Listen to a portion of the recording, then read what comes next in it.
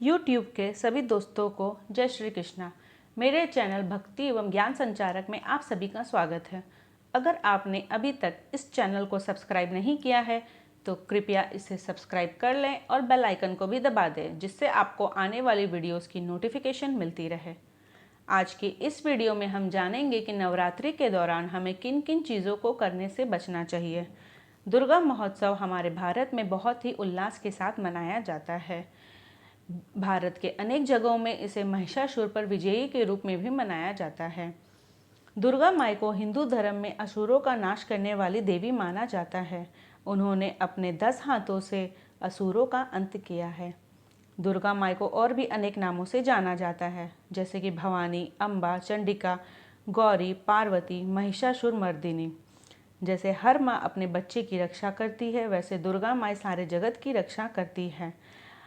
हमारी हर मनोकामनाओं को पूरा करती हैं। जो हमारे लिए उचित है और सबके लिए सही है, वो हमें सब कुछ प्रदान करती है। अतः हमें दुर्गा माई की पूजा सच्चे दिल एवं भक्ति से करनी चाहिए। वे सिर्फ हमारी भक्ति ही देखती हैं। नवरात्रि शुरू होने से पहले ही हमें सबसे पहले इस बात का ध्यान रखना चाहिए कि घर के जिस हिस्से में हम नवरात्रि की पूजा यानी कि कलश स्थापना कर रहे हैं, वहाँ की सफाई हो जानी चाहिए। अगर कोई अपने पूजा घर में नवरात्रि की पूजा कर रहा है तो उसे पूजा घर की सफाई अच्छे से कर लेनी चाहिए।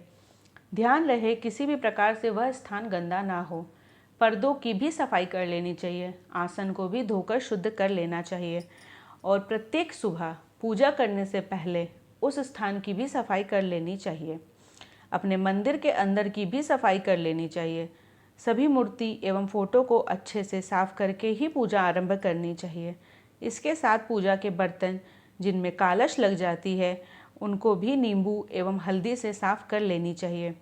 बाज़ार में भी बर्तनों को साफ करने के अनेक पाउडर आते हैं। अगर आप चाहें तो आप उनका भी इस्तेमाल कर सकती हैं। ऐसा माना जाता है कि साफ सुथरे करके पूजा करने से देवी माँ प्रसन्न होती है और ऐसे माहौल में पूजा करके हमें भी शांति मिलेगी। अतः गंदे जगह में पूजा करने से अपने आप को बचाना चाहिए। दूसरी बात यह है कि नवरात्रि के दौरान हमें शुद्ध शाकाहारी भोजन ही करना चाहिए। तामसी आहार और मांसाहार या शराब आदि का सेवन नहीं करना चाहिए।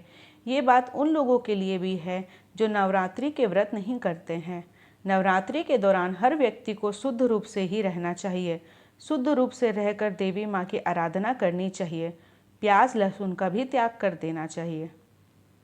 तीसरी बात यह है कि नवरात्रि के दौरान हमें रोज़ नहाना चाहिए। कुछ लोग ऐसे होते हैं जो रोज़ नहीं नहाते हैं, परंतु नवरात्रि के दौरान हमें रोज़ नहाना चाहिए और साफ़ सुथरे कपड़े पहनकर पूजा ज़रूर करनी चाहिए। गंदे रूप में रहने से हमें बचना चाहिए। चौथी बात यह है कि हमें नवरात्र के दौरान दिन में नहीं सोना चाहिए।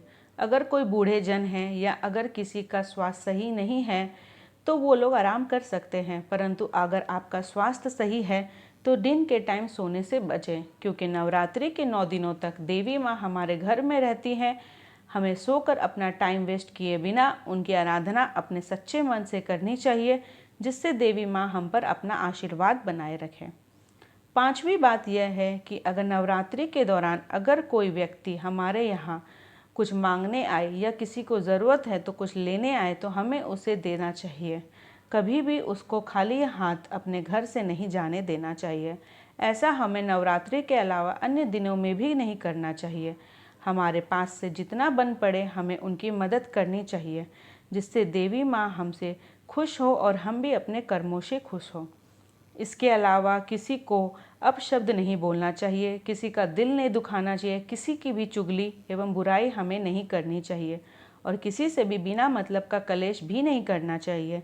इन सब चीज़ों से अपने ही घर का माहौल ख़राब होता है और हमें ऐसा करने से बचना चाहिए।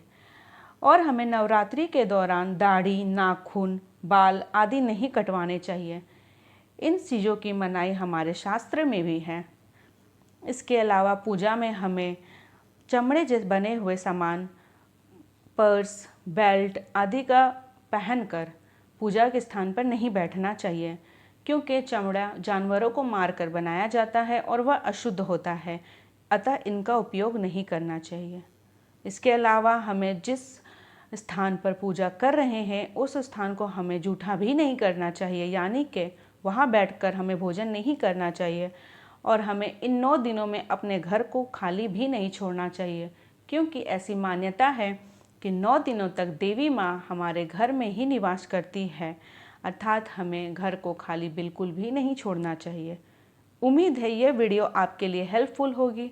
अगर वीडियो अच्छी लगी तो इसे लाइक, शेयर और मेरे चैनल को सब्सक्राइब ज़रूर करें। धन्यवाद।